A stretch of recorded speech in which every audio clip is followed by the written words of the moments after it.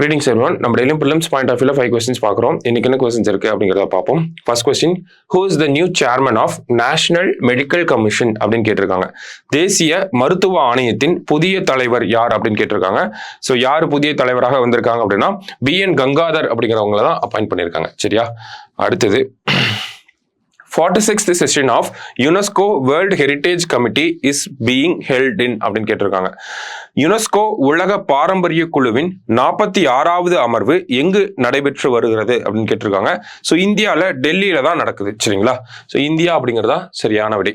அடுத்தது, who is appointed as additional national security advisor அப்படின்னு கேட்டிருக்காங்க.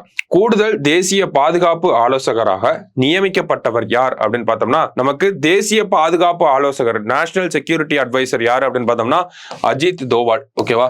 மறுபடியும் இவரை தான் அப்பாயிண்ட் பண்ணியிருக்காங்க. அடிஷனல் நேஷனல் செக்யூரிட்டி அட்வைசர் யாருன்னா ராஜிந்தர் கண்ணா அப்படிங்கிறவங்க. ஓகேவா? முக்கியமான அப்பாயின்மெண்ட் இதெல்லாம். சரிங்களா?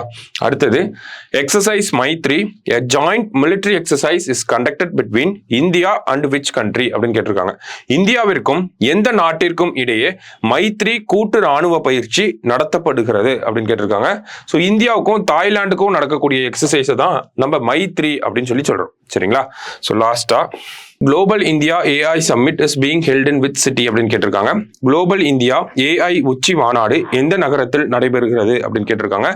எங்க அப்படின்னு பார்த்தோம்னா நமக்கு டெல்லியில தான் நடக்குது. சரிங்களா? ஸோ இன்னைக்கு எல்லாமே பேசிக்கா டைரக்ட் கொஸ்டினா தான் இருந்துச்சு. ஸோ ஒன் டைம் பார்த்து வச்சுக்கோங்க. நாளைக்கு DCPல மீட் பண்ணலாம். தேங்க்யூ.